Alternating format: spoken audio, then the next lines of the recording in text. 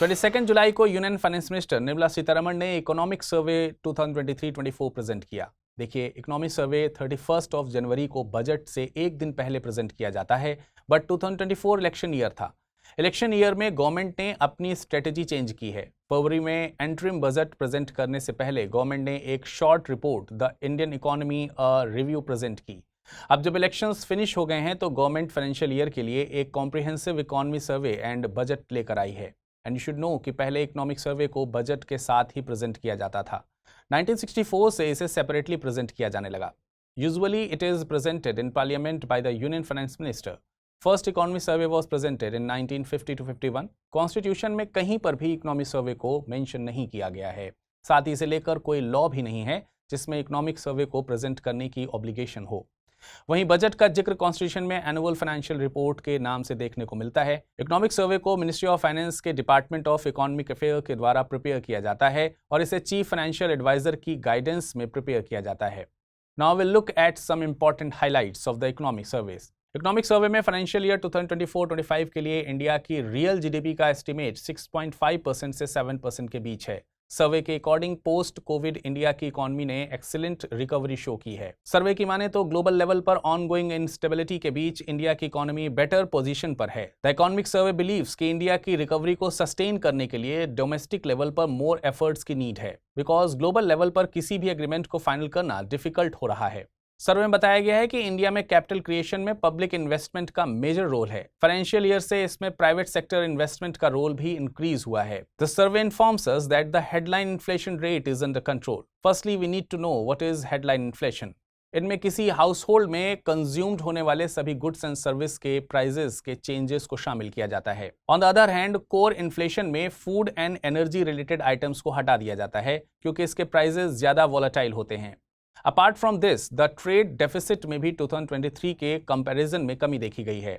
If the survey is to be believe तो forex reserve is sufficient. Survey में भारत को develop nation बनाने के लिए ट्रिपार्टाइट कॉर्पोरेशन बनाने की बात कही गई है। This tripartite corporation includes the government, private sector and academic institutions. The survey says by 2030 Indian economy में नॉन एग्रीकल्चर सेक्टर में 78.5 लाख जॉब्स एनुअली क्रिएट करने की जरूरत होगी। Only then इस ग्रोइंग वर्कफोर्स की नीड पूरी की जा सकेगी। सर्वे में सस्टेनेबल एंड क्वालिटी एम्प्लॉयमेंट के लिए 2 प्रॉमिसिंग सेक्टर्स आइडेंटिफाइड किए गए हैं। One is agro processing and the other is care economy.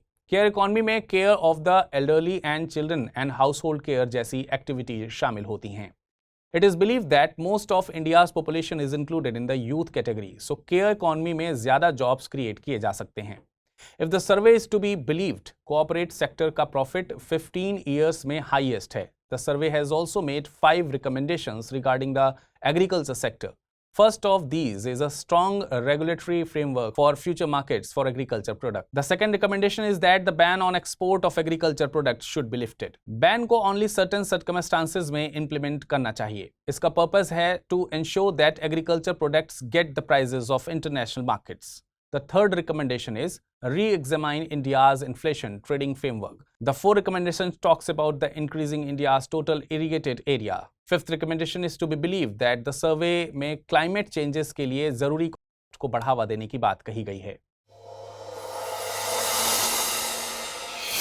नवंबर 2024 में होने वाले यूएस प्रेसिडेंशियल इलेक्शन की हाई पूरी दुनिया में बनी हुई है। इलेक्शन एक्टिविटीज के बीच रिसेंटली ये न्यूज आई है कि डेमोक्रेटिक पार्टी के कैंडिडेट जो बिडेन ने प्रेसिडेंशियल पोस्ट के लिए अपना क्लेम वापस ले लिया है। जो बाइडेन करंटली यूएसए के प्रेसिडेंट हैं, उन्होंने ये अनाउंसमेंट किया है कि वे अगले टेन्योर के पूरा होने तक इस पोजीशन पर बने रहेंगे। एंड यू शुड नो कि रिपब्लिकन पार्टी के candidate Donald Trump Joe Biden के अगेंस्ट कॉन्टेस्ट कर रहे हैं। पब्लिक ओपिनियन सर्वेयर्स ये रिवील कर रहे हैं कि जो बिडेन की अप्रूवल रेटिंग डोनाल्ड ट्रंप से कम है। इसके अलावा फेस टू फेस कॉन्टेस्ट में भी वो डोनाल्ड ट्रंप के अगेंस्ट अच्छा परफॉर्मेंस नहीं कर पाए हैं। जो बिडेन ने डेमोक्रेट्स के बिहाफ पर current vice president Kamala Harris का नाम एंडोर्स किया है। कमला हैरिस इंडियन ओरिजिन की हैं और अगर वो यूएसए के प्रेसिडेंट बन जाती हैं तो she will be the first president of Indian origin of USA. However, Kamala Harris के प्रेसिडेंट बनने के चांसेस काफी कम हैं। कमला हैरिस के केस में कुछ रिस्क्स हैं, जैसे पब्लिक ओपिनियन सर्वेयर्स ये बता रहे हैं कि कमला हैरिस की अप्रूवल रेटिंग बाइडेन की तरह ही लो है। डोनाल्ड ट्रंप के against face to face battle में कमला हैरिस की परफॉर्मेंस जो बाइडेन की तरह ही है। कमला हैरिस ने यूएस प्रेसिडेंशियल कैंडिडेचर के लिए पहले भी कोशिश की है, बट 2020 में वो इस अटेम्प्ट में बुरी तरीके से फेल हुई थी। बीबीसी के अकॉर्डिंग वे रैपिडली आगे बढ़ी but she stammered in many interviews. Kamala Harris बिना किसी विजन के दिखी और उनका इलेक्शन कैंपेन भी अच्छी तरह मैनेज नहीं था। दिस क्लियरली इंडिकेट्स कि कमला हैरिस को चूज करना डेमोक्रेट्स के लिए काफी रिस्की हो जाता है। बट एज ऑफ नाउ कोई सेफ ऑप्शन भी बचा नहीं है। यूएसए में प्रेसिडेंट की पोस्ट बहुत इंपॉर्टेंट है। The American president is both the constitutional and de facto head of the country. USA में प्रेसिडेंट के इलेक्शन का प्रोसेस समझने से पहले let's try to understand the condition which a person must fulfil to become a US presidential candidate. First condition that the person should be resident of USA for 14 years. Minimum age required of 35 years and candidate should be natural born citizen of USA. Natural born citizen से मतलब है कि वो individual जो USA का citizen है by birth. In simple words that person is a citizen of USA because of USA की धरती पर वो पैदा हुआ है। यूएसए में प्रेसिडेंट को डायरेक्टली पब्लिक के द्वारा इलेक्ट नहीं किया जाता है। President is elected by N electoral college. Electoral college में चुने गए इलेक्टर्स स्टेट्स में प्रेजेंट पॉपुलेशन के अकॉर्डिंग होते हैं। हर स्टेट में उतने ही इलेक्टर्स होते हैं जितने यूएसए की कांग्रेस में उस स्टेट के लॉ मेकर्स होते हैं। Every state has a different numbers of electors. For example California में 55 हैं, वहीं फ्लोरिडा में सिर्फ 29 ही हैं। इस तरह इलेक्टोरल कॉलेज में a total of 538 electors are included. One elector has one vote. President बनने के लिए 270 वोट्स की रिक्वायरमेंट होती है। नाउ प्रेसिडेंट ऑफ यूएसए से रिलेटेड दो और important facts which you all should remember. First is कि यूएसए में प्रेसिडेंट बनने के लिए कोई इंडिविजुअल सिर्फ 2 बार इलेक्शन कॉन्टेस्ट कर सकता है। सेकेंड इज कि यूएसए में प्रेसिडेंट का 4 ईयर का फिक्स्ड टर्म होता है। कांवड़ यात्रा के रूट में आने वाले होटल्स एंड ढाबाज के बाहर उनके ओनर्स का नाम लिखने को लेकर डिस्प्यूट चल रहा है। अब उसमें सुप्रीम कोर्ट की भी एंट्री हो गई है। कल सुप्रीम कोर्ट ने स्टेट गवर्नमेंट्स के इस डिसीजन पर इंटरिम स्टे लगा दिया है। कोर्ट ने कहा है कि ओनर्स को नेक्स्ट हियरिंग तक अपनी आइडेंटिटी रिवील करने की जरूरत नहीं है। इस केस में उत्तर प्रदेश, उत्तराखंड एंड मध्य प्रदेश की गवर्नमेंट को भी नोटिस इशू किए गए हैं। NGO association for protection for civil rights and others की पिटीशन सुनते हुए justice Hrishikesh Roy and justice SVN Bhatti ने ये डिसीजंस दिया।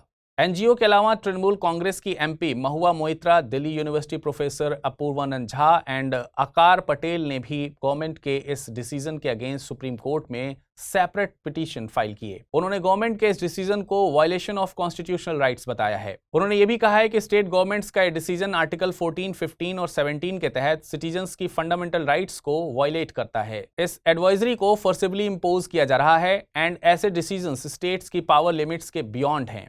This has been done without public notice. You should know कि कॉन्स्टिट्यूशन के पार्ट 3 में आर्टिकल 14 के तहत state shall not deny to any person equality before law or the equal protection of laws within the territory of India. Article 15 religion, race, caste, sex और place of birth के basis पर discrimination को prohibit करता है। वहीं article 17 abolition of untouchability की बात करता है। Now will try to understand कि ये नेम प्लेट कंट्रोवर्सी स्टार्ट कैसे हुई। ये डिस्प्यूट उत्तर प्रदेश के मुजफ्फरनगर पुलिस के एक ऑर्डर से स्टार्ट हुआ और इस ऑर्डर के अकॉर्डिंग डिस्ट्रिक्ट के कांवड़ यात्रा रूट पर hotels, dhaba, shops and carts owner को अपने ओनर्स का name and number clear letter में अपनी शॉप के बाहर डिस्प्ले करना होगा। इसके बाद मुजफ्फरनगर के SSP अभिषेक सिंह ने इस डिसीजन के पीछे का रीजन सुनाते हुए कहा कि किसी भी तरह के कंफ्यूजन को दूर करने के लिए एंड सोशल हार्मोनी मेंटेन करने के लिए डिसीजन लिया गया है।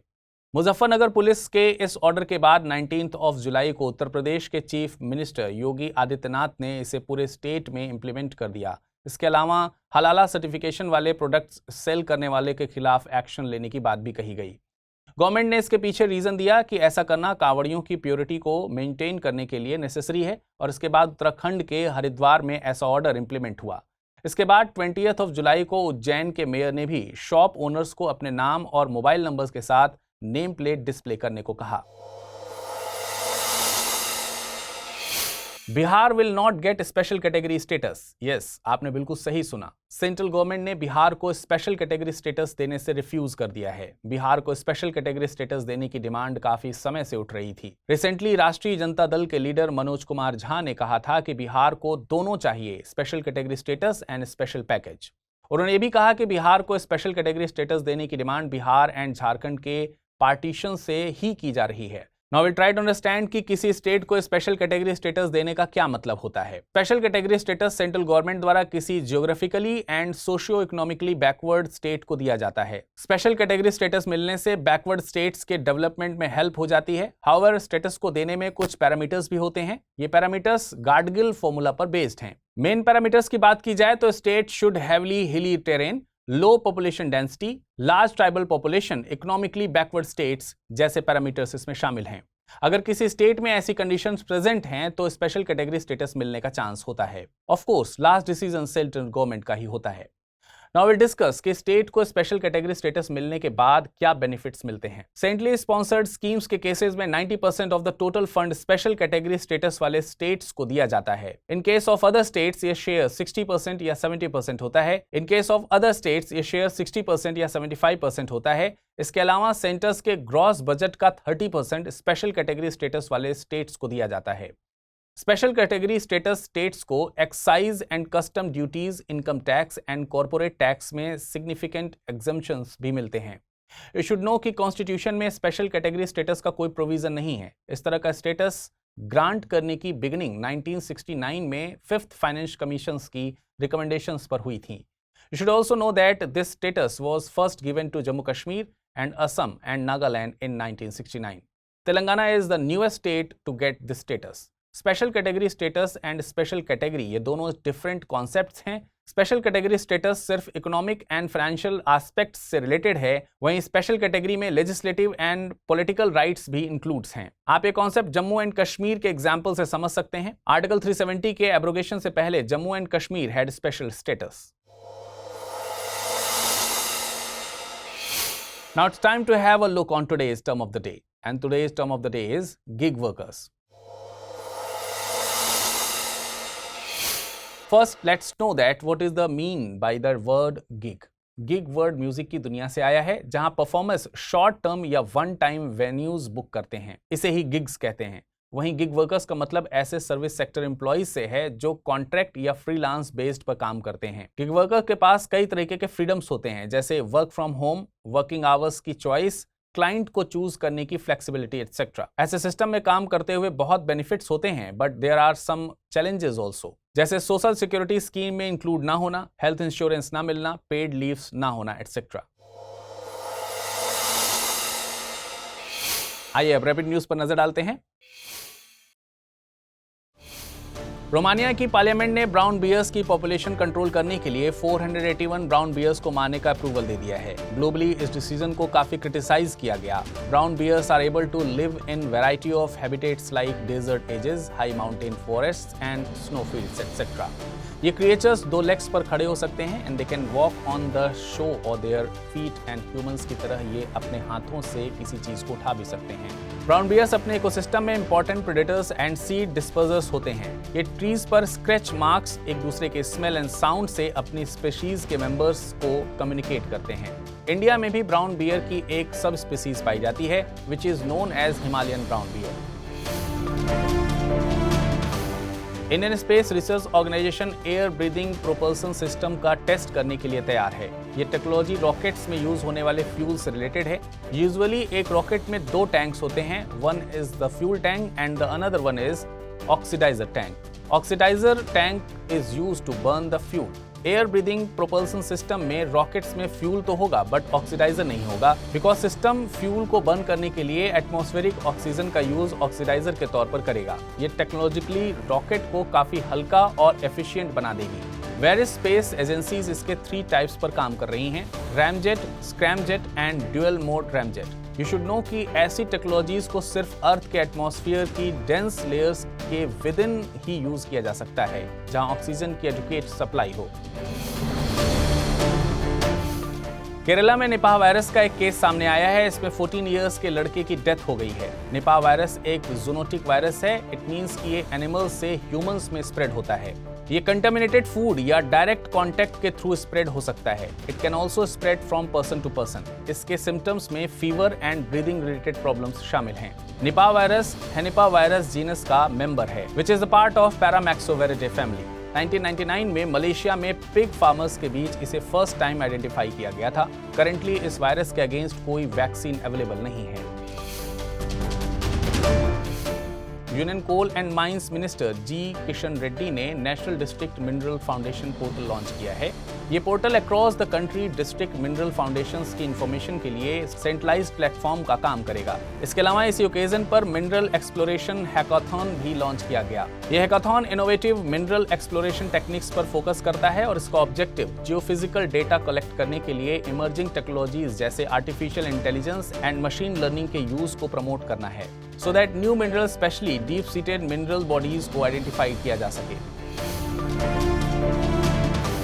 बिहार के चीफ मिनिस्टर ने नेपाल के कई लीडर्स से बागमती रिवर की फ्लडिंग को लेकर कंसर्न एक्सप्रेस किया है। उन्होंने फ्लडिंग को प्रिवेंट करने के लिए नेसेसरी इंफ्रास्ट्रक्चर बिल्ड करने की रिक्वेस्ट भी की है।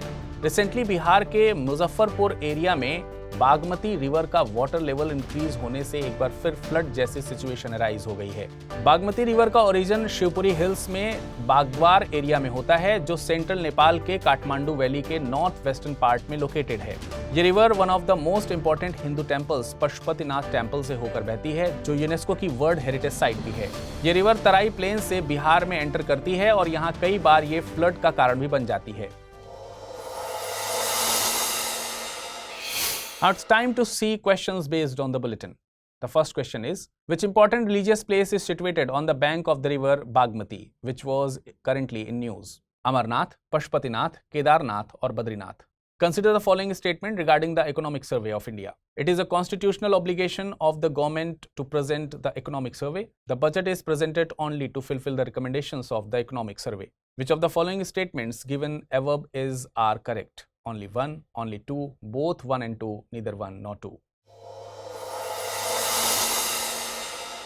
हिंदी माध्यम से यूपीएससी की तैयारी करते हैं आप, तो क्या स्टडी IQ IAS हिंदी के प्रतिज्ञा प्रीलिम्स टू इंटरव्यू बैच यानी P2I बैच के बारे में जानते हैं? देखिए, प्रतिज्ञा P2I बैच में आपको 1000 घंटों से ज्यादा की live classes, 1-to-1 mentorship, SIP crash course, daily current affairs और CSET क्लासेस आदि तो मिलती ही।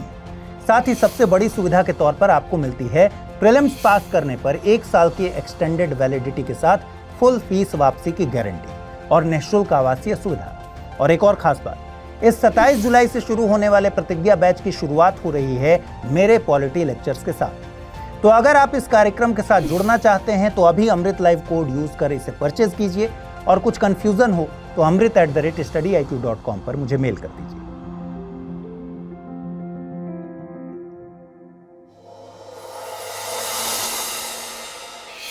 सुप्रीम कोर्ट की बेंच ने स्टेट गवर्नर को मिली कॉन्स्टिट्यूशनल इम्यूनिटी को रिव्यू करने का डिसीजन लिया है। इस बेंच में 3 जजेस हैं, chief justice DY Chandrachud, justice JB पारदरीवाला और जस्टिस मनोज मिश्रा। इस बेंच ने यह डिसीजन राजभवन की एक फीमेल एम्प्लॉय द्वारा वेस्ट बंगाल के गवर्नर CV आनंद बोस के खिलाफ फिल्ड सेक्सुअल हरासमेंट की पिटीशन पर दिया है। इस महिला ने एपेक्स कोर्ट में आर्टिकल 32 के तहत एक्शन लेने के लिए रिक्वेस्ट की है। आर्टिकल 32 सभी सिटीजन्स को अपने फंडामेंटल राइट्स के एनफोर्समेंट के लिए सुप्रीम कोर्ट को अप्रोच करने का राइट देता है। इसका मतलब है कि इफ समवन फील्स कि उसके फंडामेंटल राइट्स का वायलेशन हुआ है तो वो रिलीफ पाने के लिए डायरेक्टली सुप्रीम कोर्ट को अप्रोच कर सकता है। विक्टिम ने अपनी पिटीशन को अंडर आर्टिकल 32 में प्रेजेंट करने के पीछे कारण ये बताया है कि गवर्नर को कॉन्स्टिट्यूशनल इम्यूनिटी मिलती है, जिसके चलते उनके पास और कोई रास्ता नहीं बचा था।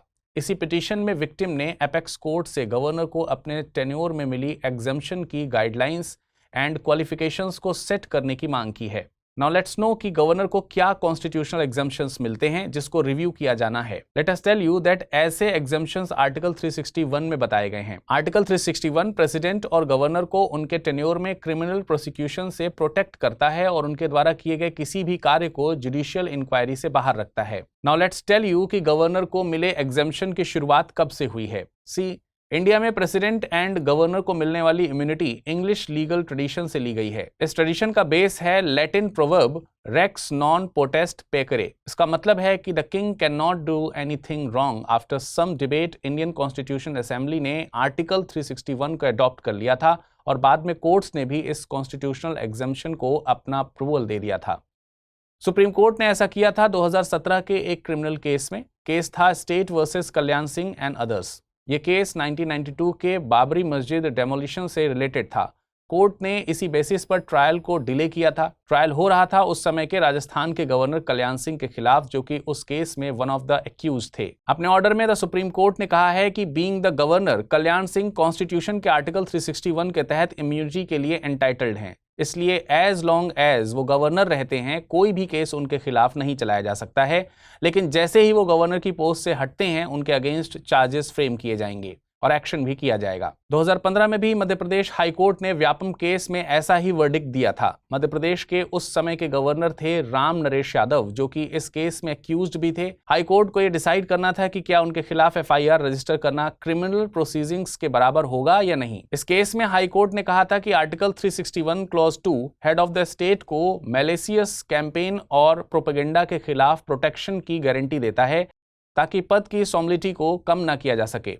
अपने डिसीजन में हाई कोर्ट ने एफआईआर में दूसरे एक्यूज के खिलाफ इन्वेस्टिगेशन को अलाउ किया, जबकि गवर्नर को अपना ऑफिस होल्ड करने तक उनका नाम एफआईआर से मिटा दिया गया। गवर्नर की इम्यूनिटी पर एक और जुडिशियल इंटरवेंशन 2006 में देखने को मिली थी। यह लैंडमार्क केस था Rameshwar Prasad versus union of India का। इस केस में सुप्रीम कोर्ट को सिविल मैटर्स में गवर्नर को मिली इम्यूनिटी से डील करना पड़ा था। कोर्ट ने कहा था कि गवर्नर को आर्टिकल 361 क्लॉज 1 के तहत अपनी पावर्स को एक्सरसाइज करने के लिए एब्सोल्यूट इम्यूनिटी मिलती है, पर एग्जम्पशन ऐसे मैलिस बेस पर लिए गए एक्शन की लीगलिटी को इंक्वायर करने की कोर्ट की पावर को नहीं छीनती है। इस केस में सुप्रीम कोर्ट ने गवर्नर के कॉन्स्टिट्यूशनल पावर को एग्जीक्यूट करने वाले एक्शन की जांच की है। आजकल ये डिबेट दूसरे देशों में भी चल रही है कि क्या एग्जीक्यूटिव इम्यूनिटी पर कोई लिमिट है या नहीं। क्या इंडियन कॉन्टेक्स्ट में इस केस पर रिकमेंडेशंस की जरूरत है? कमेंट सेक्शन में अपनी ओपिनियन जरूर दीजिए। नवंबर 2021 में 3 फार्म लॉज रिपील करने के 3 साल बाद सेंट्रल गवर्नमेंट फार्म रिफॉर्म्स के लिए स्टेट्स को इंसेंटिवाइज करने के लिए 50,000 करोड़ के प्लान को कंसीडर कर रही है। प्रोसेस्ड एग्रीकल्चर रिफॉर्म प्लान के एक बार फाइनलाइज्ड और अडॉप्ट होने के बाद स्टेट्स को एग्रीकल्चरल मार्केटिंग, कॉन्ट्रैक्ट फार्मिंग और लैंड लीजिंग में सेंट्रल गवर्नमेंट से फंडिंग हासिल करने की अनुमति मिल जाएगी। According to the Indian Express newspaper, यह स्कीम लोकसभा इलेक्शंस के बाद नीति आयोग के द्वारा एक प्रेजेंटेशन के माध्यम से प्रपोज की गई थी। प्रेजेंटेशन का टाइटल था India's Amritkaal, propelling the country to rapid growth. इस प्रेजेंटेशन में इंक्लूडिंग एग्रीकल्चर रिफॉर्म्स, इकोनॉमी के सभी सेक्टर्स को शामिल किया गया था। एग्रीकल्चर रिफॉर्म से जुड़ा plan ministry of agriculture and farmers welfare और नीति आयोग के अधिकारियों द्वारा डिस्कस किए गए आइडियाज में से एक है। ये एग्रीकल्चर सेक्टर से रिलेटेड रेगुलेटरी और इंस्टीट्यूशनल रिफॉर्म्स को आइडेंटिफाई करने के उनके एफर्ट्स का एक हिस्सा है। इनफैक्ट इंडिया के अमृतकाल यानी 2022 से 2047 के 25 ईयर्स पीरियड में ट्रांसफॉर्मेशनल इंटरवेंशंस के तहत कई प्लान लॉन्च किए जाने हैं। इनमें लॉन्ग पेंडिंग सीड्स बिल और एग्रीकल्चर में इन्वेस्टमेंट को GVA यानी ग्रॉस वैल्यू एडेड के 5% तक बढ़ाने जैसे मेजर्स को भी शामिल किया गया है। 23 जुलाई को फ्रीडम फाइटर बाल गंगाधर तिलक की बर्थ एनिवर्सरी मनाई गई। इस ओकेजन में प्रधानमंत्री नरेंद्र मोदी ने तिलक को ट्रिब्यूट किया। तिलक 23 जुलाई 1856 को रत्नागिरी, महाराष्ट्र में पैदा हुए थे। लाला लाजपत राय, बाल गंगाधर तिलक और विपिन चंद्र पाल को लाल बाल पाल के नाम से जाना जाता था। बाल गंगाधर तिलक ने स्लोगन दिया था, Swaraj is my birth right and I shall have it. Tilak को कांग्रेस के 2 फैक्शंस, द मॉडरेटर्स और एक्सट्रीमिस्ट्स के बीच 1916 में कॉम्प्रोमाइज करवाने के लिए जाना जाता है। अप्रैल 1916 में ही तिलक ने होम रूल लीग को एस्टैब्लिश किया था। It is noteworthy that home rule league को एस्टैब्लिश करने का ओरिजिनल आइडिया एनी बेसेंट का था। जहां बाल गंगाधर तिलक के होम रूल लीग का जुरिस्डिक्शन कर्नाटका, महाराष्ट्र, मध्य प्रदेश और बेरार था, वहीं एनी बेसेंट के होम रूल लीग का jurisdiction rest of the India था। तिलक ऐसे फर्स्ट नेशनलिस्ट लीडर माने जाते हैं जिन्होंने पब्लिक के साथ क्लोजर रिलेशंस बनाने का प्रयास किया। इस केस में तिलक महात्मा गांधी के भी फोररनर रहे थे। उन्होंने डेक्कन एजुकेशन सोसाइटी को भी एस्टैब्लिश किया था। ब्रिटिश राइटर वैलेंटाइन शिरोल ने तिलक को फादर ऑफ इंडियन डिस्कंटेंट कहा था। इन्होंने newspapers like Kesari and Maratha की शुरुआत की थी। इनकी मेजर्स बुक्स में the Arctic home in the Vedas शामिल हैं। इन्होंने फ्रीडम मूवमेंट में यूनिटी लाने के सिंबल के तौर पर लार्ज स्केल में गणेश एंड शिवाजी फेस्टिवल्स को सेलिब्रेट करना शुरू किया था। ब्रिटिश गवर्नमेंट ने इनके ऊपर सेडिशन के चार्जेस इंपोज किए थे, जिसके कारण इनको प्रेजेंट डे म्यांमार के मांडले जेल में 6 ईयर की इम्प्रिजनमेंट झेलनी पड़ी थी। इसी जेल में इन्होंने गीता रहस्य बुक लिखी थी। फाइनेंस मिनिस्टर निर्मला सीतारमण ने यूनियन बजट 2024-25 प्रेजेंट किया। सर्वे की ही तरह बजट में एक फैक्ट हाईलाइट किया गया, world economy is falling down and India stars are on rise. Budget में बताया गया है कि इन्फ्लेशन स्टेबल है and it's moving towards the target of 4%। वहीं कोर इन्फ्लेशन 3.1% पर है। रिमेंबर दैट कोर इन्फ्लेशन में food and energy related goods के प्राइस को एक्सक्लूड कर दिया जाता है क्योंकि उनके प्राइसेस ज्यादा वोलाटाइल होते हैं। बजट में फाइनेंस मिनिस्टर ने 4 कास्ट्स पर फोकस की बात की है। ये 4 कास्ट्स हैं the poor, women, youth and farmers. वहीं बजट 4 थीम्स के अराउंड सेंटर्ड है। ये थीम्स हैं employment, skill, MSME and middle classes. Budget में गवर्नमेंट ने ₹1.48 लाख करोड़ का fund education, skill and employment के लिए एलोकेट किया है। In the view of developed India budget में 9 प्रायोरिटीज को सेट किया गया है। पहली प्रायोरिटी है एग्रीकल्चर में प्रोडक्टिविटी और रिजाइलेंस। दूसरी प्रायोरिटी में एम्प्लॉयमेंट और स्किल्स को रखा गया है। थर्ड प्रायोरिटी में इंक्लूसिव ह्यूमन रिसोर्स डेवलपमेंट और सोशल जस्टिस है। मैन्युफैक्चरिंग और सर्विसेज को 4th प्रायोरिटी में रखा गया है।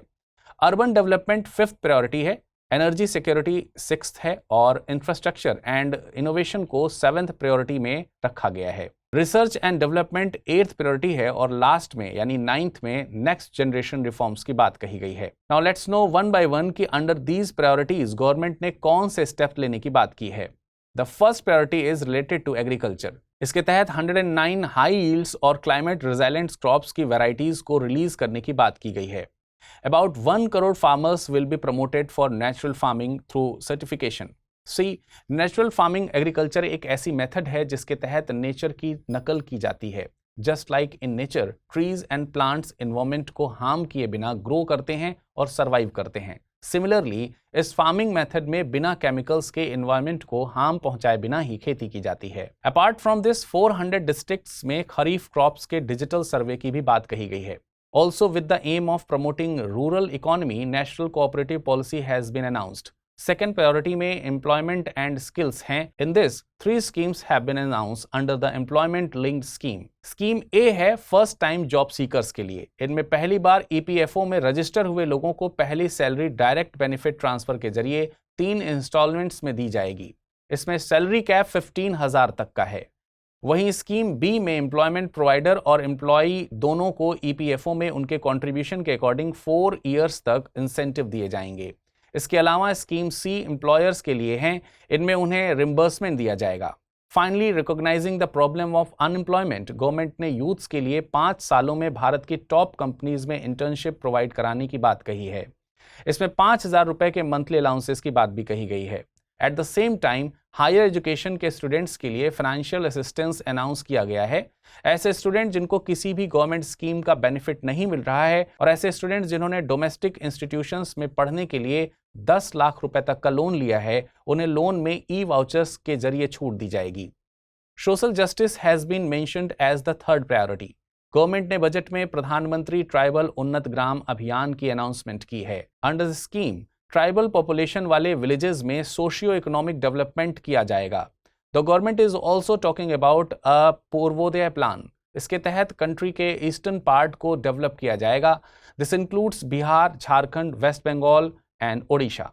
Manufacturing has been talked about in the 5th priority. इसके तहत गवर्नमेंट एमएसएमई को प्रमोट करने की बात कर रही है। इसके साथ ही मुद्रा लोन्स की कैटेगरी तरुण के तहत लोन अमाउंट को 10 लाख से बढ़ाकर 20 लाख कर दिया गया है, लेकिन ये फैसिलिटी केवल उनके लिए है जिन्होंने पहले लिए लोन अमाउंट को टाइमली चुका दिया है। The 5th priority is urban development. इसमें गवर्नमेंट 100 बिग सिटीज में state governments and multilateral banks के साथ मिलकर सीवेज ट्रीटमेंट, वाटर सप्लाई और वेस्ट मैनेजमेंट पर काम करेगी। इसके अलावा सेलेक्टेड सिटीज में 100 वीकली हाट या स्ट्रीट फूड्स को डेवलप करने का भी प्लान है। The 6th priority has taken about energy security. इसके लिए एंट्रीम बजट में early mentioned the PM Surya Ghar free electricity scheme का जिक्र किया गया है। Also with the aim of promoting nuclear agency, small nuclear reactors पर एम्फेसाइज किया जा रहा है। इसे भारत स्मॉल रिएक्टर्स नाम दिया जा रहा है। The 7th priority is regarding infrastructure. इसमें कैपिटल एक्सपेंडिचर जीडीपी के कंपैरिजन में 3.4 तक बताया गया है। इसके अलावा फेज 4 ऑफ प्रधानमंत्री Gram Sadak Yojana has been announced. 8th priority is about research, innovation and development. Government ने नेशनल रिसर्च फंड को अनाउंस किया है। इसके अलावा स्पेस इकोनॉमी के लिए 1000 करोड़ रुपए के वेंचर कैपिटल फंड की भी बात की गई है। वहीं under the 9th priority next generation reforms की बात की गई है। इसमें इकोनॉमी के डिजिटलाइजेशन और टेक्नोलॉजी को प्रमोट करने की बात कही गई है। ईज ऑफ डूइंग बिजनेस के लिए जन विश्वास बिल 2.0 लाने की बात भी कही गई है। Now it's time to have a look on the terms of the day. Today's term of the day is Goldilocks. Goldilocks word का रेफरेंस बच्चों के लिए लिखी गई एक स्टोरी से मिलता है। इस स्टोरी में a girl named Goldilocks visits on the house of a family of 3 bears. इस घर में ये लड़की दलिये का ऐसा कटोरा चुनती है जिसका टेम्परेचर एकदम परफेक्ट होता है, ना ज़्यादा ठंडा ना ही ज़्यादा गर्म। वहीं जब बात किसी कंट्री की इकोनॉमी की हो तो गोल्डिलॉक्स का मतलब है कि इकोनॉमी एकदम परफेक्ट पॉइंट पर है, ना ही बहुत ज़्यादा इन्फ्लेशन है और ना ही जीडीपी ग्रोथ कम है। Similarly you must have heard Goldilocks in geography also. हमारी पृथ्वी एक गोल्डिलॉक्स जोन में लोकेटेड है। यहाँ लिवेबल कंडीशंस पाई जाती हैं। Now it's time to see the rapid news of this bulletin. Global gender gap report के 18th एडिशन में 146 इकोनॉमीज में इंडिया की रैंक 129 आई है। ये report World Economic Forum issue करता है। इंडिया की रिपोर्ट रैंकिंग एजुकेशन सेक्टर में डिक्लाइन शो करती है। According to the report women's के primary, secondary and higher education में हाई एनरोलमेंट रेट के बावजूद एजुकेशन सेक्टर में डिक्लाइन दिख रहा है। वहीं मेन एंड विमेन की लिटरेसी में गैप अराउंड 17.2% है। For this reason India education के इंडिकेटर्स में 124th प्लेस में है और इसका स्कोर 0.964 है। हाउएवर इस रिपोर्ट के 17th एडिशन में एजुकेशनल इक्वलिटी में इंडिया का स्कोर 1.000 था और रैंकिंग 26 थी। साइंटिस्ट ने ओशियन फ्लोर में डार्क ऑक्सीजन को डिस्कवर किया है। ये dark oxygen deep sea floor में प्रेजेंट मेटेलिक मिनरल्स की क्लिनिकल रिएक्शंस के कारण बन रही हैं। ये इस नोशन को भी रिजेक्ट करती है जो ये कहती है कि केवल फोटोसिंथेटिक ऑर्गेनिजम्स जैसे plants and algae he oxygen produce कर सकते हैं। इस रिसर्च में साइंटिस्ट ने पाया है कि 400 मीटर्स से ज्यादा डेप्थ में ऑक्सीजन लेवल ग्रेजुअली इंक्रीज हो रहा था, लेकिन इसका उल्टा होना चाहिए था। साइंटिस्ट ने बताया कि डीप सी में पॉलीमेटेलिक नोड्यूल्स ऑक्सीजन प्रोड्यूस कर रहे हैं। ये नोड्यूल्स कई मिनरल्स का मिक्सचर हैं। इनका साइज माइक्रोस्कोपिक लेवल से लेकर एक आलू जितना बड़ा हो सकता है। ऑक्सीजन प्रोड्यूस करने वाले इन नोड्यूल्स में कोबाल्ट, निकल, कॉपर, लिथियम और मैग्नीज जैसे मेटल्स शामिल हैं। Chandrasekhar Azad was born on July 23, 1906 in Bawra village of Jhabua district of Madhya Pradesh. आज़ाद बहुत यंग थे जब उन्होंने इंडियाज फ्रीडम स्ट्रगल में पार्टिसिपेट किया था। उन्होंने जलियांवाला बाग इंसिडेंट से दुखी होकर नॉन कोऑपरेशन मूवमेंट में भाग लिया था और ये 15 की उम्र में मूवमेंट में भाग लेने के चलते अरेस्ट भी हुए थे। लेटर आज़ाद ने हिंदुस्तान रिपब्लिकन एसोसिएशन को ज्वाइन किया और अपने कलीग्स के साथ काकोरी इंसिडेंट को अंजाम दिया। 27 फरवरी 1931 को एल्फ्रेड पार्क इलाहाबाद में इनकी डेथ हो गई। While presenting the Union Budget, Union Finance Minister Nirmala Sitharaman ने ऑल कैटेगरीज ऑफ इन्वेस्टर्स के लिए एंजल टैक्स को एबॉलिश करने का प्रपोजल रखा है। इस स्टेप का एम इंडियन स्टार्टअप्स इकोसिस्टम को स्ट्रेंथन करना है और एंटरप्रेन्योरियल स्पिरिट एंड इनोवेशन को प्रमोट करना है। Now talking about the angel tax, ये एक इनकम टैक्स है जो कि तब लगाया जाता है जब अनलिस्टेड कंपनीज एक इन्वेस्टर को फेयर मार्केट वैल्यू के ऊपर प्राइस पर शेयर्स इशू करती हैं। इस प्राइस के डिफरेंस को एक इनकम माना जाता है और इसी पर टैक्स लगाया जाता है। लाइबेरियन सेनेटर्स के ग्रुप ने कैपिटल मनरोविया को रिलोकेट करने का प्रपोजल गवर्नमेंट के सामने रखा है। ये प्रपोजल फ्रीक्वेंट फ्लड्स के आने के कारण रखा गया है। Apart from this, according to the world bank 2021 report, 2030 तक ग्रेटर मनरोविया डिस्ट्रिक्ट्स में सी लेवल 16 सेंटीमीटर्स तक बढ़ सकता है। This rise in sea level used to be 0.07 inches per year in 1993, which has currently increased to 0.17 inches per year. Liberia West Africa के Atlantic coast में situated एक country है। The country shares the boundary with the Sierra Leone in the north west, Guinea in the north east and Ivory Coast in the south east. Now it's time to see question based on the bulletin. The title, Father of Indian Unrest, is used for which Indian freedom fighter? Lala Lajpat Rai, Bal Gangadhar Tilak, Mahatma Gandhi or Vipin Chandra Pal? Next question is, Global Gender Gap Report is released by which organization? World Economic Forum, World Bank, International Monetary Fund or UNDP? Now let's jump into the answer of the questions which were asked in the previous bulletin. Which important religious place is situated on the bank of the river Bagmati, which was in news recently? Amarnath, Pashupatinath, Kedarnath और बद्रीनाथ? इसका सही answer है option B, Pashupatinath. And the next question was, consider the following statement regarding the economic survey. It is a constitutional obligation for the government to present the economic survey. The budget is presented only to fulfill the recommendations of the economic survey. Which of the statement given above are correct? Only one, only two, both one and two, neither one nor two. इसका सही answer है option D, neither one nor two. Hindi माध्यम से UPSC की तैयारी करते हैं आप, तो क्या स्टडी IQIS हिंदी के प्रतिज्ञा प्रीलिम्स टू इंटरव्यू बैच यानी P2I बैच के बारे में जानते हैं? देखिए, प्रतिज्ञा P2I बैच में आपको 1000 घंटों से ज्यादा की live classes, 1-to-1 mentorship, SIP crash course, daily current affairs और CSET क्लासेस आदि तो मिलती ही। साथ ही सबसे बड़ी सुविधा के तौर पर आपको मिलती है प्रीलिम्स पास करने पर 1 साल की एक्सटेंडेड वैलिडिटी के साथ फुल फीस वापसी की गारंटी और निःशुल्क आवासीय सुविधा। और एक और खास बात, इस 27 जुलाई से शुरू होने वाले प्रतिज्ञा बैच की शुरुआत हो रही है मेरे पॉलिटी लेक्चर्स के साथ। तो अगर आप इस कार्यक्रम के साथ जुड़ना चाहते हैं तो अभी अमृत लाइव कोड यूज कर इसे परचेज कीजिए और कुछ कंफ्यूजन हो तो amrit@studiiq.com पर मुझे मेल कर दीजिए।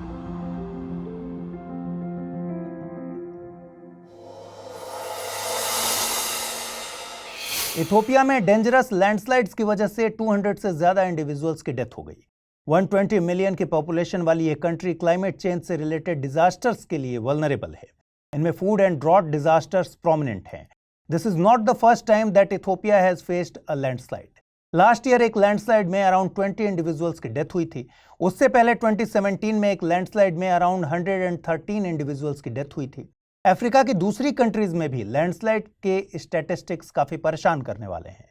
2017 में ही अफ्रीकन कंट्री सियरा लियोन के कैपिटल फ्री टाउन में 1141 इंडिविजुअल्स की डेथ हो गई थी। वहीं फरवरी 2010 में युगांडा के माउंट एल्गोन रीजन में 350 से ज्यादा इंडिविजुअल्स की डेथ हुई थी। Now let us understand what is a landslide.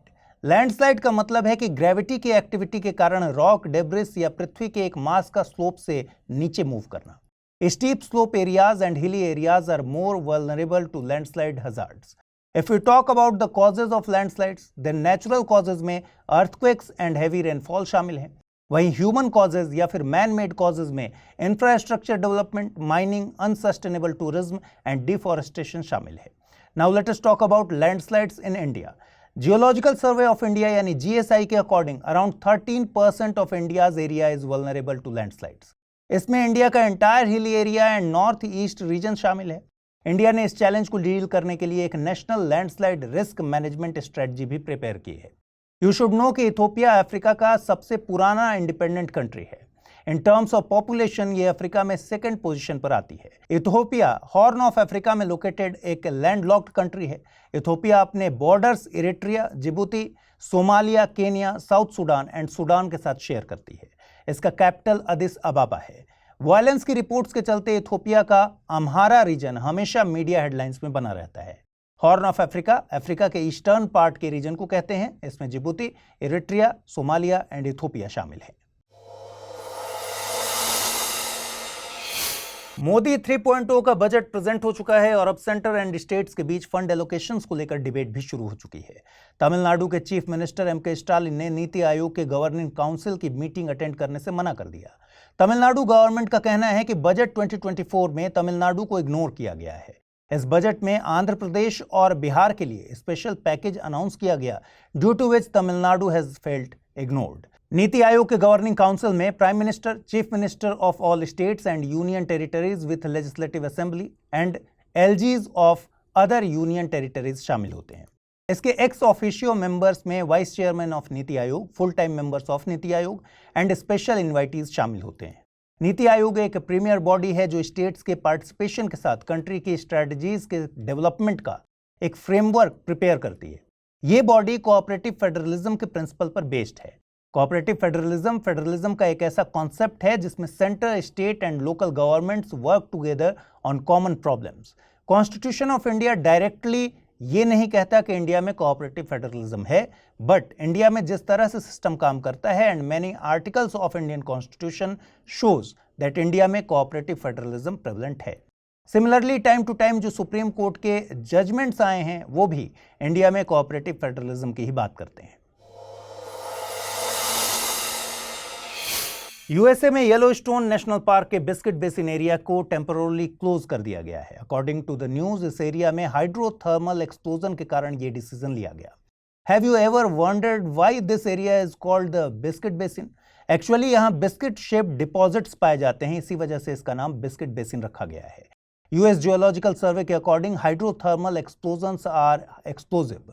Hydrothermal explosions में boiling water, steam, mud and pieces of rock come out very fast. Recent explosion large scale पर नहीं हुआ है। लार्ज स्केल हाइड्रोथर्मल एक्सप्लोजन एक rare event है। On an average ये 700 years में एक बार होते हैं। येलोस्टोन नेशनल पार्क यूएसए के व्योमिंग स्टेट में लोकेटेड है। हाउएवर ये मोंटाना एंड इदाहो के स्टेट्स तक एक्सटेंड होता है। 9000 स्क्वायर किलोमीटर में स्प्रेड ये नेशनल पार्क 1 मार्च 1872 को फर्स्ट टाइम एग्जिस्टेंस में आया था। इसके पास वर्ल्ड्स फर्स्ट नेशनल पार्क का टाइटल भी है। इस नेशनल पार्क में कई सारे लेक्स हैं, reverse, canyons and geothermal features जैसे ओल्ड फेथफुल गीजर प्रेजेंट है। ओल्ड फेथफुल गीजर इस नेशनल पार्क का बिगेस्ट अट्रैक्शन है। इस नेशनल पार्क का नाम येलोस्टोन रिवर के नाम पर है। ये रिवर यॉन्ट पीक से ओरिजिनेट होती है and flows into Yellowstone park. उसके बाद ये मिसौरी रिवर से मिलकर फाइनली अटलांटिक ओशन में गिरती है। रिसेंटली यूनियन बजट में हुई कई अनाउंसमेंट्स के साथ बिहार में विष्णुपद एंड महाबोधि टेम्पल के लिए कॉरिडोर की भी अनाउंसमेंट हुई है। विष्णुपद टेम्पल बिहार के गया में है और महाबोधि टेम्पल बोधगया में लोकेटेड है। दोनों टेम्पल्स को काशी विश्वनाथ कॉरिडोर की तरफ बिल्ड करने की अनाउंसमेंट की गई है। विष्णुपद टेम्पल के नाम से ही क्लियर है कि टेम्पल लॉर्ड विष्णु को डेडिकेटेड है। एक्सपर्ट्स इस टेम्पल की एक इंटरेस्टिंग स्टोरी भी बताते हैं। It is believed that there was a demon named Gayasur. उसने गॉड से प्रे किया कि उसे वरदान दें कि जो भी उसे देखे उसे मोक्ष या फिर सैल्वेशन मिल जाए।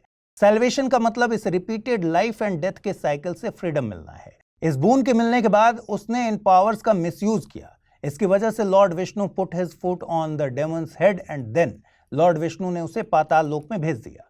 इस टेम्पल में आज भी 40 सेंटीमीटर्स का एक फुटप्रिंट प्रेजेंट है। It is considered to be the mark of lord Vishnu's foot. Falgu river के किनारे लोकेटेड इस टेम्पल में डिवोटीज पितृपक्ष के दौरान अपने एंसेस्टर्स को याद करने के लिए आते हैं। इस टेम्पल को 1787 में मालवा की क्वीन अहिल्याबाई होलकर के ऑर्डर्स पर बिल्ड किया गया था। बोधगया में लोकेटेड महाबोधि टेम्पल एक यूनेस्को वर्ल्ड हेरिटेज साइट है। यह टेम्पल महाबोधि ट्री के ईस्ट में है। अंडर दिस महाबोधि ट्री महात्मा बुद्धा ने एनलाइटनमेंट अटेन किया था। प्रिंस सिद्धार्था ने 35 ईयर्स की एज में पीपल के वृक्ष के नीचे, पीपल ट्री के नीचे वैशाख पूर्णिमा को एनलाइटनमेंट अटेन किया। इसके बाद he was known as Mahatma Buddha.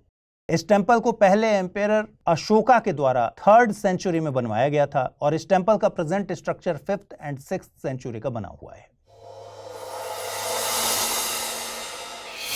Today's term of the day is सार्थवा। मौर्यन पीरियड में ट्रेड कैरवैन यानी जो व्यापारिक काफिले होते थे, दे वर नोन एज सार्थवा। कैरवैन का मतलब है कई ट्रेडर से ग्रुप फॉर्म करके ट्रेड करने के लिए डिस्टेंट प्लेसेस तक जाया करते थे। अकॉर्डिंग टू अमरकोश, जो कैपिटल के थ्रू बिजनेस करने वालों का लीडर होता था, उसे सार्थवा कहते हैं। आइए देखते हैं रैपिड न्यूज में क्या है खास। नेशनल पेंशन स्कीम एनपीएस के तहत एक नई स्कीम एनपीएस वात्सल्य लॉन्च किया जाएगा। यूनियन बजट 2024-25 के दौरान फाइनेंस मिनिस्टर निर्मला सीतारमण ने इसके बारे में अनाउंसमेंट किया। इस स्कीम के तहत पेरेंट्स एंड गार्डियंस अपने चिल्ड्रन के लिए एक पेंशन प्लान स्टार्ट कर पाएंगे। इस स्कीम को बच्चों के बड़े होने पर उनकी फाइनेंशियल सिक्योरिटी इंश्योर करने के लिए डिजाइन किया गया है। चिल्ड्रन के बिहाफ पर पेरेंट्स इस स्कीम में इन्वेस्ट कर सकते हैं एंड व्हेन चाइल्ड टर्न्स 18 इस स्कीम को एक नॉन एनपीएस स्कीम में कन्वर्ट किया जा सकता है। Food and agriculture organisation FAO ने state of world's forest title से एक रिपोर्ट रिलीज की है। इस रिपोर्ट के अकॉर्डिंग ग्लोबल एफर्ट्स की वजह से डिफॉरेस्टेशन को कर्ब किया गया है, but forests remain under the threat from forest fires and pests. Report says कि इंडिया ने 2010 से 2020 के बीच में एनुअली 2,66,000 हेक्टेयर्स का फॉरेस्ट एरिया गेन किया है। इस टाइम पीरियड में फॉरेस्ट एरिया में एनुअल इंक्रीज रजिस्टर करने वाली टॉप 10 कंट्रीज में इंडिया ने 3rd पोजीशन सिक्योर की है। इस लिस्ट में चाइना 1st पोजीशन पर है, registering maximum increase in forest area. China के बाद ऑस्ट्रेलिया 2nd पोजीशन पर है एंड इंडिया 3rd पोजीशन पर है। नेशनल जल जीवन मिशन ने एक हिस्टोरिक माइलस्टोन अचीव किया है। इस मिशन के तहत tap connections were provided to 15 crore households across the country. इस मिशन ने 5 एरियाज में रूरल टैप कनेक्शन कवरेज को 3 करोड़ से इंक्रीज कर 15 करोड़ तक पहुंचाया है। इसके अलावा 8 स्टेट्स एंड 3 यूनियन टेरिटरीज ने 100% कवरेज को पूरा कर लिया है। You should know that the national जल जीवन मिशन वाज लॉन्च्ड इन 2019। इसका गोल ये था कि 2024 तक हर रूरल हाउसहोल्ड में access to safe drinking water ensure किया जा सके। ये मिशन कॉम्प्रिहेंसिव अप्रोच पर एम्फसाइज करता है, जिसमें दोनों demand and supply sides involve हैं। क्लाइमेट चेंज के ill effects across the world extreme heat, floods, unseasonal rains जैसे इंसिडेंट्स के फॉर्म में देखने को मिल रहे हैं। वहीं 21st of July has broken all records by becoming the hottest day in the history of the world.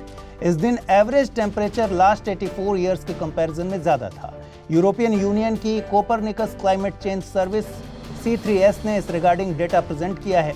इसके अलावा C3S के साइंटिस्ट्स के अकॉर्डिंग लास्ट ईयर जून के बाद से every month has been the hottest month on the record. ये इसलिए भी नेचुरल है क्योंकि global average temperature already record level पर है।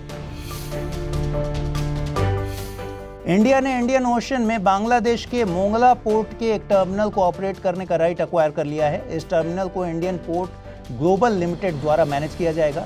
इसे इंडिया की चाइना पर एक मेजर स्ट्रैटेजिक विक्ट्री कंसिडर किया जा रहा है, बिकॉज चाइना इसके थ्रू इंडियन ओशन में अपनी प्रेजेंस इंक्रीज करना चाहता है। Now let's talk about Mongla port. It is located in the Bagerhat district of Bangladesh.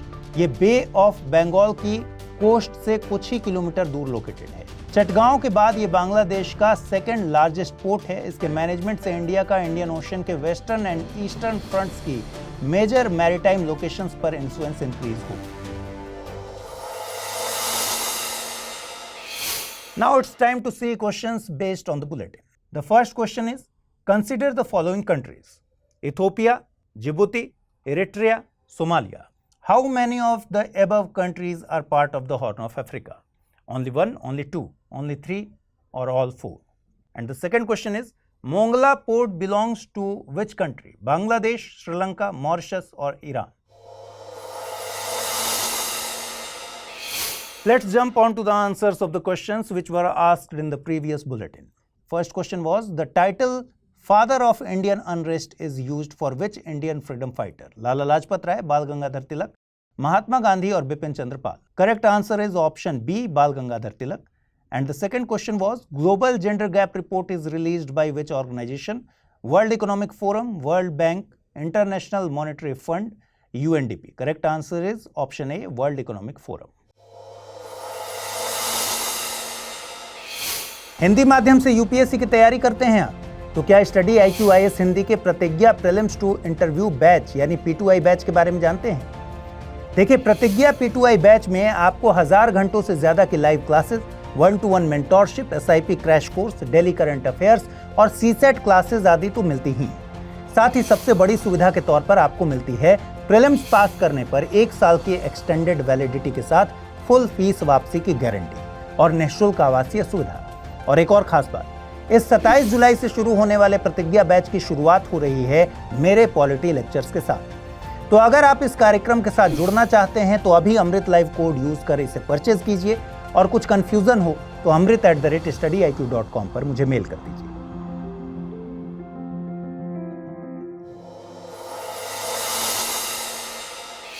NDA government अपनी नाम बदलने की सीरीज में कॉन्टिन्यूअसली आगे बढ़ती जा रही है। राष्ट्रपति भवन में लोकेटेड दरबार हॉल एंड अशोका हॉल का नाम बदलकर गणतंत्र मंडप एंड अशोका मंडप कर दिया गया है। नाम बदलने का पर्पस राष्ट्रपति भवन की एम्बियंस में कल्चरल वैल्यूज को इंक्लूड करना है। According to the press release of the name change, दरबार शब्द इंडियन किंग्स एंड ब्रिटिश राज के कोर्ट से रिलेटेड है। जब इंडिया रिपब्लिक बन गया तो इस वर्ड की इंपॉर्टेंस खत्म हो गई है। रिपब्लिक इंडियन सोसाइटी में प्रेवलेंट एक एंशियंट कॉन्सेप्ट है। रिपब्लिक का मतलब यह होता है कि head of the country is elected. उन्हें यह पोजीशन बर्थ की वजह से नहीं दी जाती जैसा मोनार्की सिस्टम में प्रेवलेंट है। राष्ट्रपति भवन का दरबार हॉल एक ऐसा वेन्यू है जहां कई इंपॉर्टेंट सेरेमनीज होती हैं, for example distribution of national awards etcetera.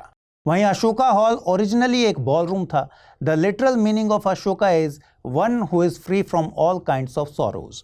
वहीं अशोका इंडिया की मौर्य सल्तनत में फेमस किंग का भी नाम था जो यूनिटी एंड पीसफुल कोएग्जिस्टेंस का एक सिंबल है। अशोका हॉल को चेंज करके अशोका मंडप करना अपने ही सिंबल्स का इंडियनाइजेशन करने का एक एक्सरसाइज है। लास्ट ईयर राष्ट्रपति भवन के मुगल गार्डन का नाम बदलकर अमृत उद्यान किया गया था।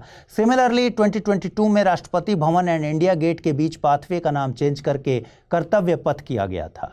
Rashtrapati Bhavan is the residence of the president of India.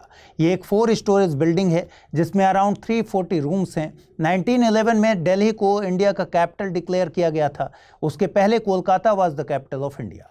जब दिल्ली को कैपिटल डिक्लेयर किया गया then British architect Edwin Lutyens को इस न्यू सिटी को डेवलप करने का टास्क असाइन किया गया था।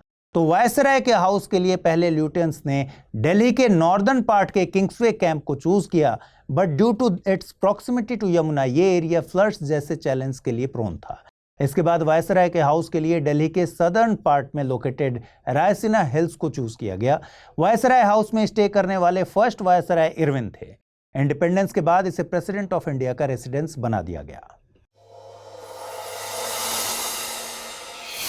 इधर सुप्रीम कोर्ट ने माइनिंग एक्टिविटीज को लेकर एक बड़ा डिसीजन दिया है। According to the court, states के पास मिनरल लैंड पर टैक्स इंपोज करने का राइट है।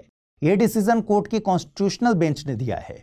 कोर्ट के अकॉर्डिंग एक्सट्रैक्टेड मिनरल पर पेएबल रॉयल्टी कोई टैक्स नहीं होती।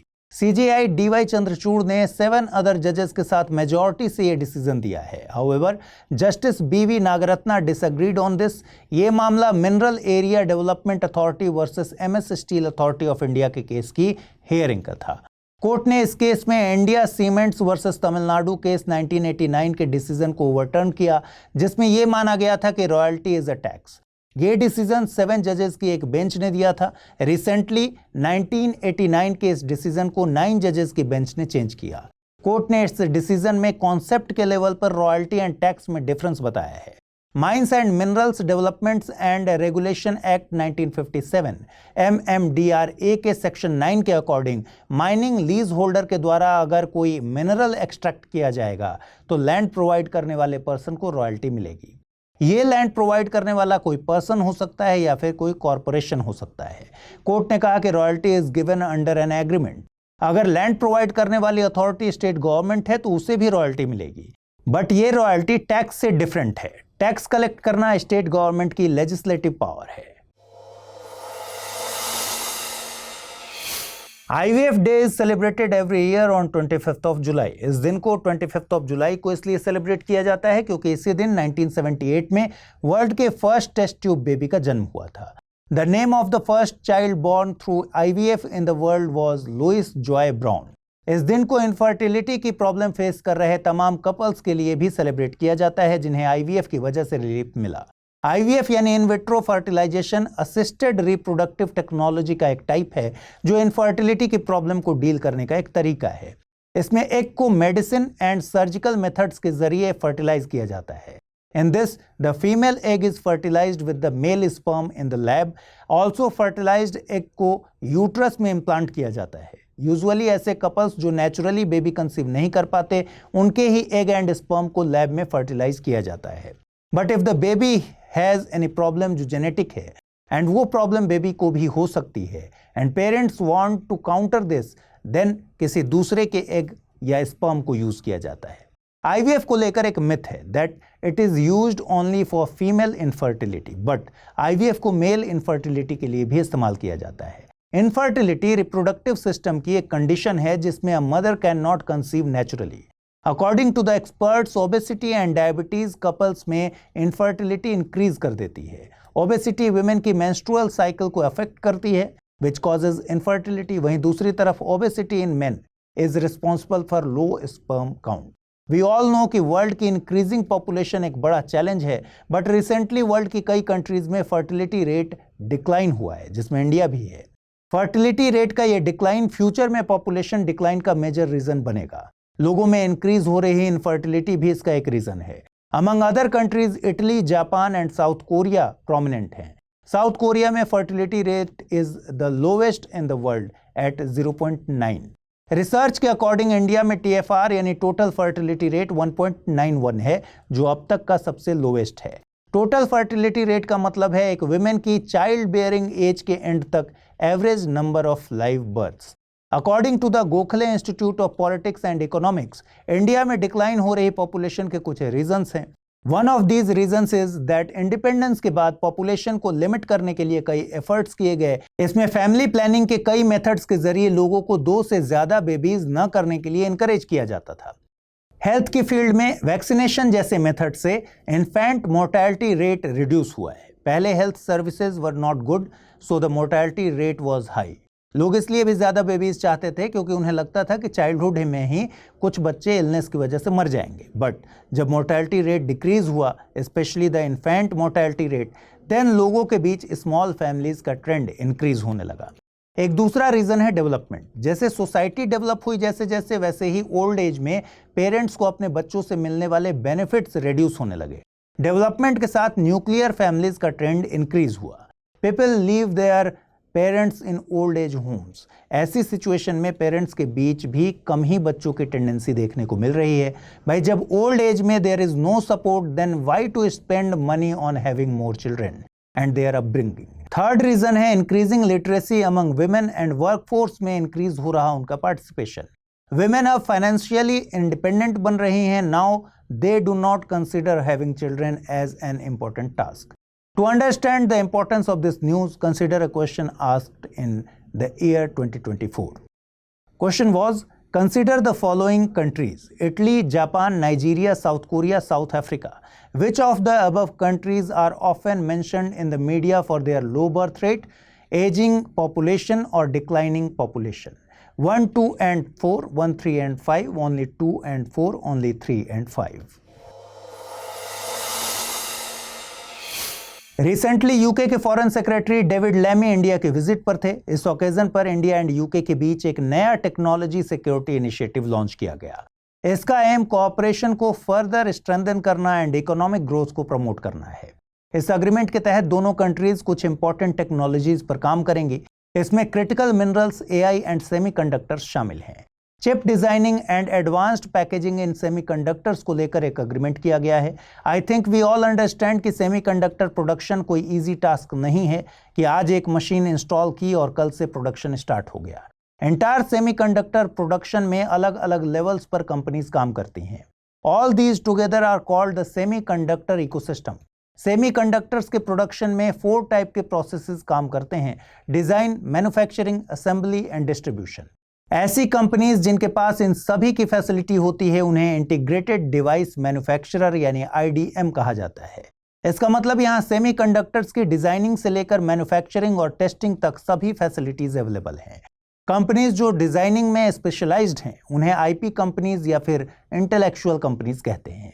दे provide specific design blocks to IDM companies. इसके रिटर्न में उन्हें रॉयल्टी मिलती है। ये सिर्फ डिजाइनिंग तक लिमिटेड होती हैं, ये प्रोडक्ट्स को मैन्युफैक्चर नहीं करती। If we talk about the challenges of the semiconductor industry in India, then सबसे बड़ी प्रॉब्लम यही है, इंडिया में डिजाइनिंग कंपनीज हैं ही नहीं। इसके चलते गवर्नमेंट ने जनवरी 2022 में design linked incentive DLI scheme भी लॉन्च की थी। इस इकोसिस्टम में एक और टाइप की कंपनीज होती हैं जिन्हें फैबलेस कहते हैं। They also work in designing, but ये IP कंपनीज से डिफरेंट होती हैं। ये अपने डिजाइन्स को मैन्युफैक्चरिंग एंड टेस्टिंग के लिए आउटसोर्स करवाती हैं, बट प्रोडक्ट्स को अपने नाम पर ही सेल करती हैं। Another type of company is called foundry. इनका स्पेशलाइजेशन केवल फैब्रिकेशन यानी मैन्युफैक्चरिंग में होता है। Another type is called OSAT यानी outsource semiconductor assembly and test facility. यहाँ पैकेजिंग एंड टेस्टिंग का काम होता है। ये एक तरह का फॉलो अप प्रोसेस है। अग्रीमेंट में climate, education, technology and trade में भी कोऑपरेशन को और स्ट्रेंथन करने की बात की गई है। इसमें इंडो पैसिफिक में डिफेंस एंड सिक्योरिटी के इशू पर भी एग्रीमेंट हुआ है। रिसेंटली यूके में जनरल इलेक्शंस हुए थे, आप जानते हैं। इसके बाद after 14 years Labour Party has come to the power. Labour Party के लीडर कियर स्टारमर यूके के प्राइम मिनिस्टर बने हैं। इस नई गवर्नमेंट का मानना है कि वे इंडिया के साथ रिलेशंस को रीस्टार्ट एंड रीलॉन्च करेंगे। इसमें 2022 में इंडिया एंड यूके के बीच शुरू हुई फ्री ट्रेड एग्रीमेंट को लेकर नेगोशिएशंस पर ऑफिशियल टॉक्स को रीस्टार्ट करना भी शामिल है। न्यू गवर्नमेंट अपनी फॉरेन पॉलिसी में डिसाइड की गई प्रायोरिटीज को फुलफिल कर रही है।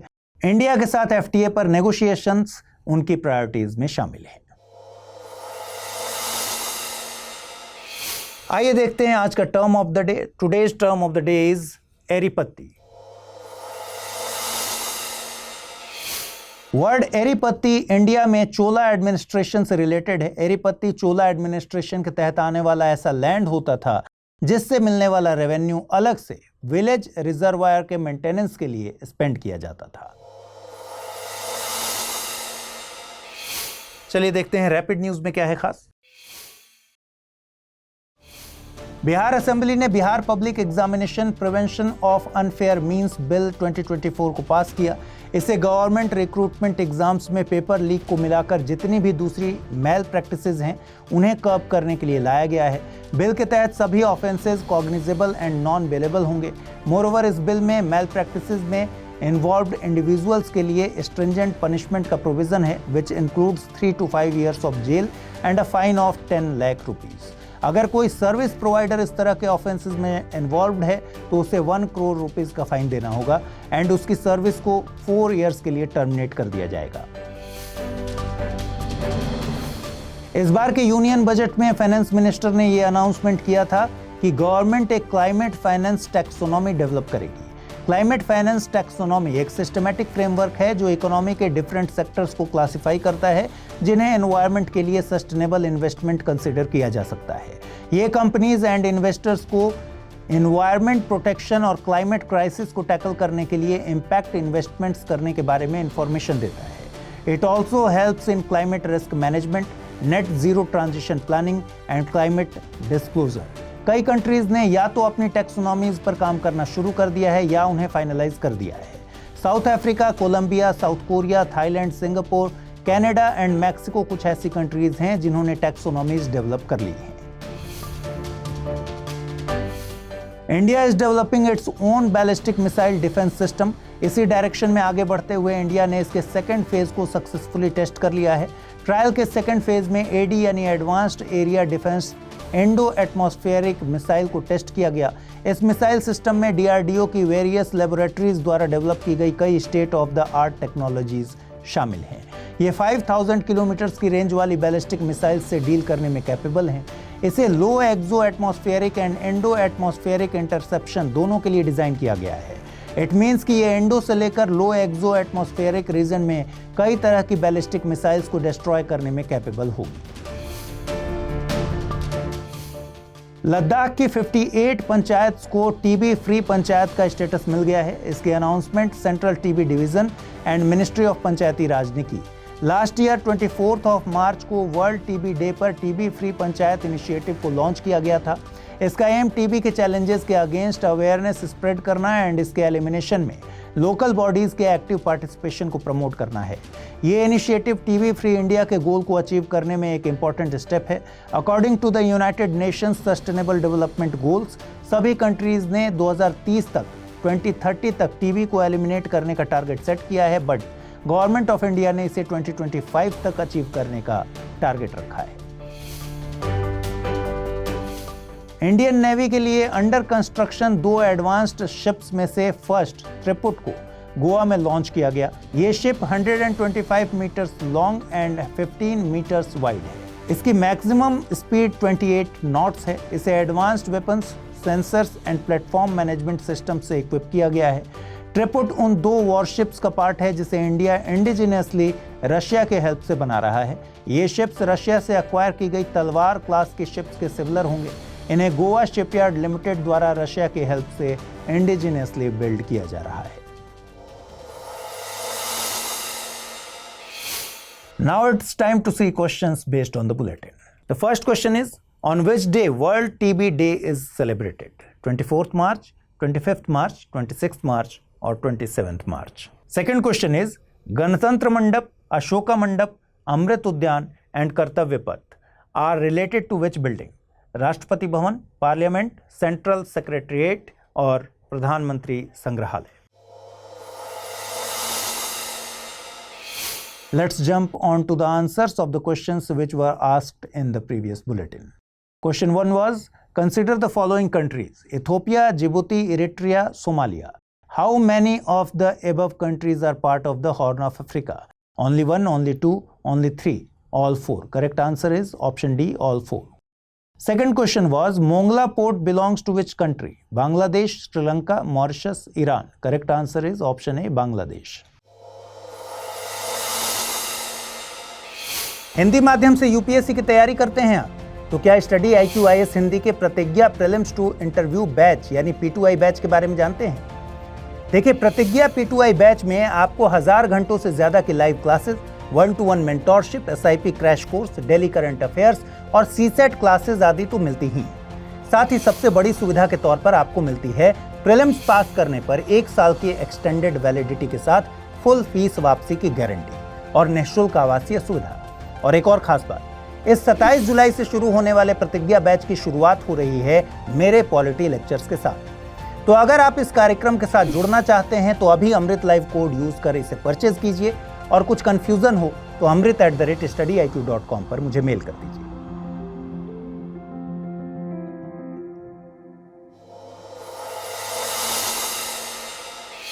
असम के 700 ईयर्स पुराने मोइदाम्स को यूनेस्को वर्ल्ड हेरिटेज साइट्स की लिस्ट में इंक्लूड किया गया है। इसी के साथ इंडिया में यूनेस्को वर्ल्ड हेरिटेज साइट्स की संख्या 43 हो गई है। इस लिस्ट में इंडिया के नॉर्थ ईस्टर्न पार्ट से रजिस्टर होने वाली ये फर्स्ट कल्चरल साइट है। इंडिया से 43 heritage sites UNESCO World Heritage sites में शामिल हैं। इनमें से 35 cultural, 7 natural and 1 mixed category में शामिल है। नॉर्थ ईस्ट से नेचुरल कैटेगरी में तो कुछ साइट्स रजिस्टर्ड हैं, बट कल्चरल कैटेगरी में रजिस्टर होने वाली ये पहली साइट है। इस साइट को यूनेस्को में रजिस्टर कराने के लिए काफ़ी टाइम से एफर्ट्स किए जा रहे थे। एंड शुड नो कि असम से ही Kaziranga and Manas National Park UNESCO World Heritage sites में रजिस्टर्ड हैं। Let us try to understand what Moidams are. Moidams are the graveyards of the Ahom royal family. यहाँ अहोम रूलर्स को बरी किया जाता था और ये मोइदाम्स डिफरेंट साइज के ब्रिक्स, स्टोन्स एंड मड से बने हुए हैं।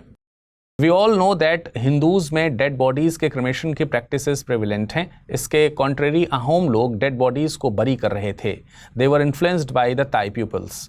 मोइदाम्स की हाइट डिफरेंट है, which shows the power of the person buried inside it. ज्यादा पावरफुल पर्सन का मोइदाम हायर होगा। किंग की डेड बॉडी के साथ कुछ आइटम्स को भी बरी किया जाता है और ऐसा माना जाता है कि इन आइटम्स की रिक्वायरमेंट आफ्टर लाइफ हो सकती है।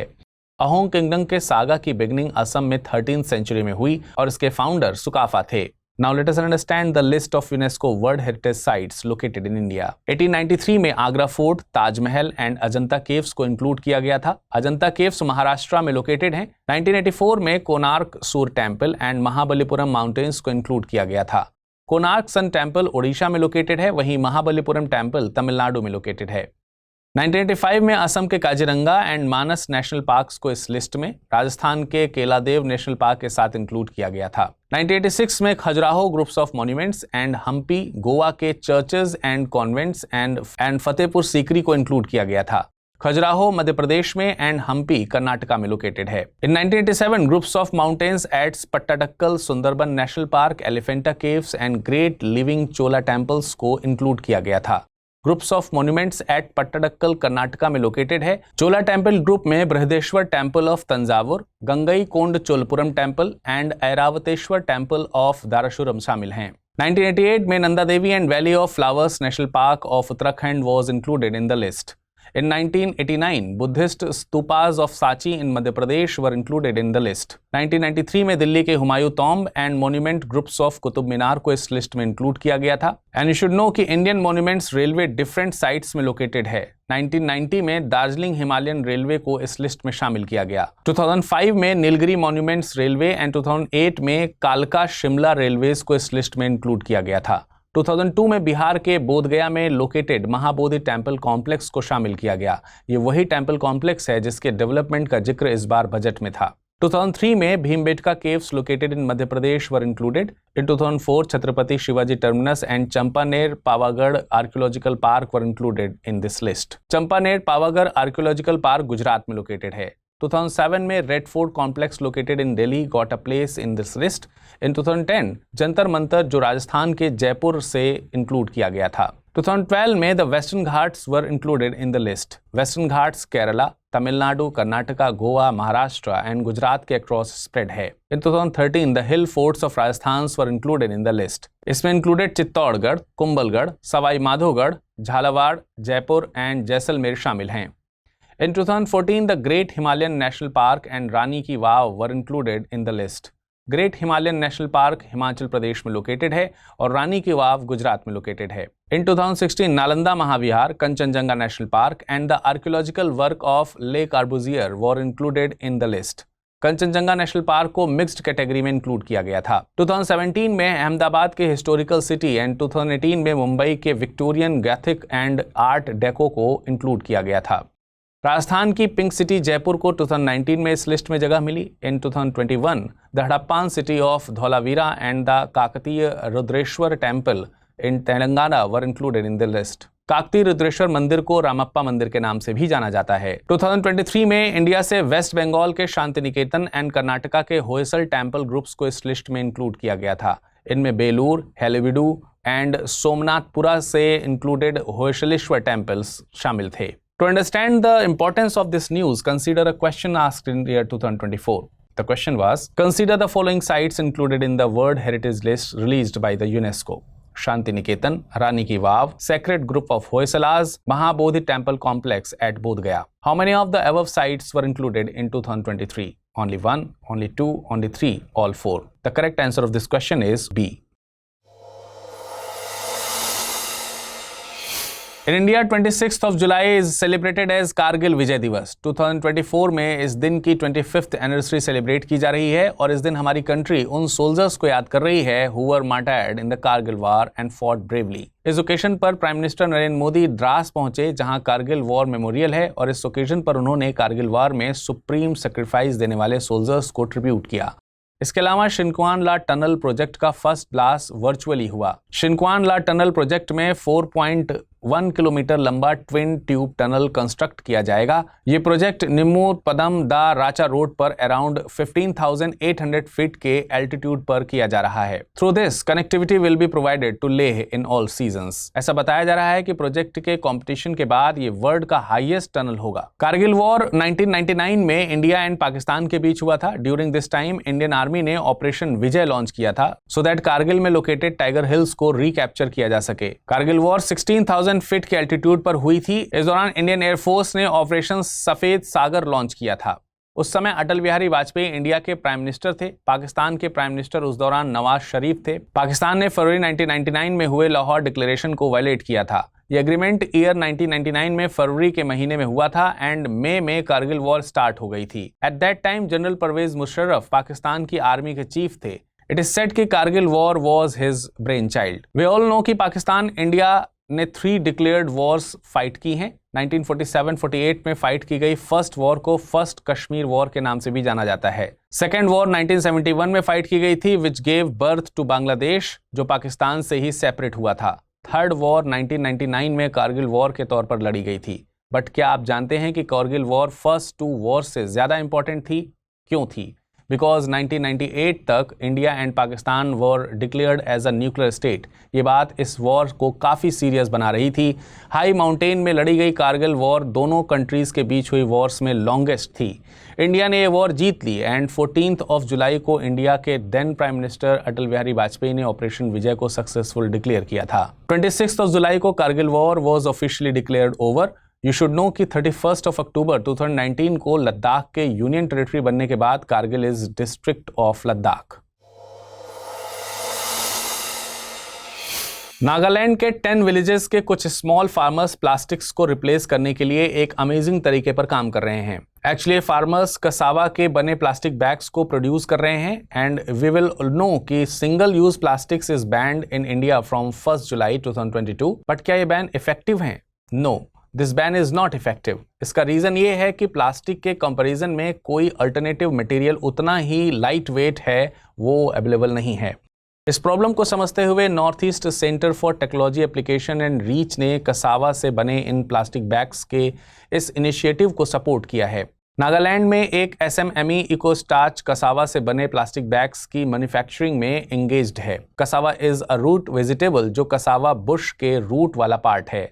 The Latin name of cassava is Manhit esculenta. Wood, sugarcane, soybean, corn, castor beans and canela etc. bioplastics के प्रोडक्शन में यूज किया जाता है। Now we will try to understand what is the meaning of bioplastic. Bioplastics refers to plastics जिसे renewable resources से बनाया जाता है एंड ये बायोडिग्रेडेबल होती हैं। दैट इज वाई इन्हें नेचुरली ब्रेक किया जा सकता है। इसका मतलब ये हुआ कि अगर कोई आइटम बायोडिग्रेडेबल है तो इसे माइक्रो ऑर्गेनिजम्स के द्वारा एक लंबे वक्त के बाद इसके बेस मटेरियल में ब्रेक डाउन या डिसइंटीग्रेट किया जा सकता है। अब इसका मतलब ये नहीं है कि सिर्फ सो कॉल्ड ऑर्गेनिक आइटम्स को ही बायोडिग्रेडेबल होते हैं। इनफैक्ट कई नॉन ऑर्गेनिक आइटम्स भी बायोडिग्रेडेबल होते हैं।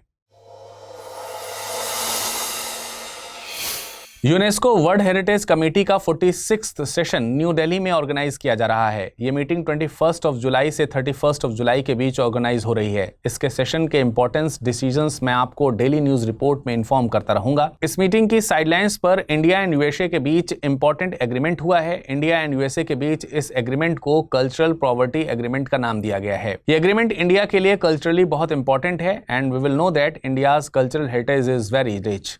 अब जितना हम देखते हैं उससे कहीं ज़्यादा ये रिच है इंडिया की cultural heritage. But for a long time India की इंडिविजुअल कल्चरल हेरिटेज को कभी चुरा लिया गया था, कभी लूट लिया गया था एंड कभी तो इसे अटैक करके और इन्हें इंडिया के बाहर ले जाया जाने लगा था। बहुत बार किंग्स एंड महाराजाज अपने रिलेशंस की वजह से कुछ चीजें फॉरेन्स को गिफ्ट कर दिया करते थे। हालांकि ये डिफरेंट मैटर है। इंडिया अपने इन एसेट्स को डिफरेंट कंट्रीज से वापस ला रहा है। इसके लिए एक प्रॉपर फॉर्मल एग्रीमेंट करना होता है। यूएसए के साथ ये एग्रीमेंट भी इसी सीरीज का एक पार्ट है। यूएसए के साथ हुए इस एग्रीमेंट में इंडिया को अपनी चीजों के लिए प्रूफ भी प्रेजेंट नहीं करना होगा। इस एग्रीमेंट के तहत यूएसए स्मगल्ड गुड्स को बॉर्डर पर ही रोकेगा और उन्हें क्विकली रिटर्न कर देगा। सिमिलरली स्टोलन गुड्स या फिर लूटेड गुड्स के इंपोर्ट को भी रोक दिया जाएगा। Now let's have a look on today's term of the day, and today's term of the day is windfall tax. Windfall tax companies पर इंपोज होने वाला एक टैक्स है। ये टैक्स उन कंपनीज पर इंपोज किया जाता है जो अपने प्रॉफिट्स की वजह से प्रॉफिट अर्न नहीं करती बल्कि कुछ सर्कमस्टांसेस की वजह से प्रॉफिट अर्न करती हैं। जब कोई कंपनी अपने इन्वेस्टमेंट्स या किसी पर्टिकुलर प्रोडक्ट की वजह से प्रॉफिट ना अर्न करके उस समय की यानी सर्कमस्टांसेस की वजह से प्रॉफिट अर्न करती है तो गवर्नमेंट भी उस प्रॉफिट पर टैक्स इंपोज करती है ताकि कंपनी के प्रॉफिट को कैश किया जा सके। विंडफॉल टैक्स को UN एंड IMF जैसी ऑर्गेनाइजेशंस का भी सपोर्ट मिलता है। इस तरह से टैक्सेस के गवर्नमेंट को सोशल वेलफेयर स्कीम्स की फंडिंग के लिए रेवेन्यू मिलता है और सोसाइटी के मोस्ट वल्नरेबल सेक्शन को सपोर्ट करने के लिए फंड्स मिल जाते हैं। It's time to have a look on rapid news. State of food security and nutrition in the world 2024 title से एक रिपोर्ट रिलीज की गई है। ये report hunger, food insecurity and malnutrition के सभी फॉर्म्स को एलिमिनेट करने की फाइनेंसिंग पर फोकस करती है। इसमें फूड सिक्योरिटी एंड न्यूट्रिशन के लिए फाइनेंसिंग को मेजर करने के लिए नई डेफिनेशन एंड मेथोडोलॉजी पर एम्फेसाइज किया गया है बिकॉज करेंटली इनके लिए फाइनेंसिंग की कोई यूनिवर्सली एक्सेप्टेड डेफिनेशन नहीं है। इसके अलावा ये report sustainable development goals 2.1 and 2.2 के लिए एनुअल ग्लोबल मॉनिटरिंग से रिलेटेड डेटा भी प्रेजेंट करती हैं। इस रिपोर्ट को 5 स्पेशलाइज्ड एजेंसीज प्रिपेयर करती हैं। These agencies are Food and agriculture Organization, International Fund for Agriculture Development, UNICEF, World Food Programme and World Health Organization. Typhoon Gaemi, जिसे Philippines में सुपर टाइफून कैरिना के नाम से जाना जाता है, वो एक इफेक्टिव ट्रॉपिकल साइक्लोन है। टाइफून गेमी ताइवान एंड फिलीपींस में डेवास्टेशन मचाने के बाद चाइना के साउथ ईस्टर्न कोस्ट तक पहुंच गया है। इस साल चाइना के ईस्टर्न सीबोर्ड को हिट करने वाला ये third and most powerful typhoon है। It killed 22 people in Philippines and 3 in Taiwan. Moreover 220 से ज्यादा इंडिविजुअल्स इंजर्ड हो गए हैं और इन एरियाज में wide spread flooding and landslides देखने को मिल रही हैं। Shahrukh Khan has created history once again. उन्हें पेरिस के ग्रेविन म्यूजियम द्वारा कस्टमाइज्ड गोल्ड कॉइन से ऑनर किया गया है। इसी के साथ ही has become the first Indian actor to receive this honour. ये म्यूजियम फेमस पर्सनैलिटीज के वैक्स स्ट्रक्चर के लिए जाना जाता है। इस म्यूजियम में शाहरुख खान का वैक्स स्टैचू भी प्रेजेंट है। इसके अलावा शाहरुख खान को इंडियन सिनेमा में 100 से ज्यादा फीचर फिल्म्स करने के लिए करियर अचीवमेंट अवार्ड से भी ऑनर किया जाएगा। This award will be given by the Locarno film festival. इस फेस्टिवल का 77th एडिशन 7 अगस्त टू 17 अगस्त तक स्विट्जरलैंड के लोकार्नो में ऑर्गेनाइज होगा। रिसर्चर्स ने लद्दाख में रॉक लेयर्स में मैग्नेटिक पार्टिकल्स के फॉसिल रिमेन्स को डिस्कवर किया है, जिन्हें मैग्नेटोटैक्टिक बैक्टीरिया द्वारा प्रोड्यूस किया गया है। These are known as magnetofossils। कुछ समय पहले इस तरीके की डिस्कवरी बे ऑफ बंगाल में भी की गई थी। जो मैग्नेटिक फॉसिल्स यहाँ मिले थे उन्हें लगभग 50,000 ईयर्स पुराना बताया गया था। Magnetotactic bacterias mostly prokaryotic organisms होते हैं that arrange themselves along the earth's magnetic field. ऐसा माना जाता है कि ऑर्गेनिजम्स मैग्नेटिक फील्ड्स को फॉलो करते हुए उन प्लेसेस पर पहुंचने की कोशिश करते हैं where there is sufficient amount of oxygen.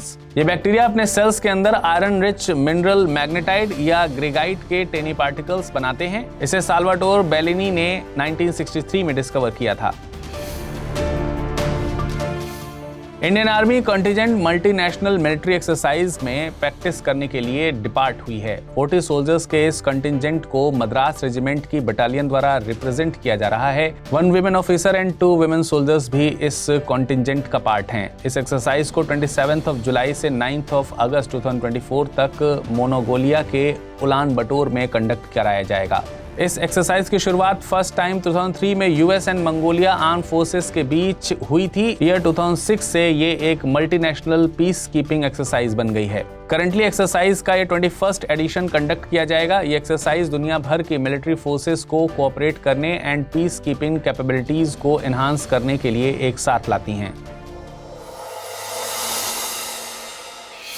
Now it's time to see questions based on the bulletin. The very first question is, recently Moidams have been included in the list of UNESCO World Heritage Sites. It belongs to which of the following dynasties? Mughal, Ahom, Chalukyas or Cholas? Next question is, which of the following countries has not been affected by the recent typhoon Gemi? Philippines, China, Taiwan or India? Now let's jump into the answer of the questions which were asked in the previous bulletin. The very first question was, on which day World TB Day is celebrated? 24th March, 25th March, 26th March or 27th March? The correct answer is option A, 24th March. The next question was, Ganatantra Mandap, Ashok Mandap, Amrit Udyan and Kartavya Path are related to which building? Rashtrapati Bhavan, Parliament, Central Secretariat or Pradhan Mantri Shangrahalaya? The correct answer is option A, Rashtrapati Bhavan.